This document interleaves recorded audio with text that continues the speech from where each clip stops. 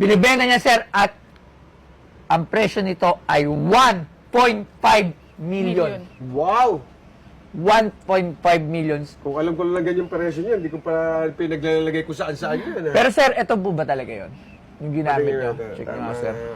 Ito yung sinulit hindi ko makalimutan. Sinong gumawa niyan, sir? Production lang? Oo. Yung production, ano namin, tawag dito, si ano yun,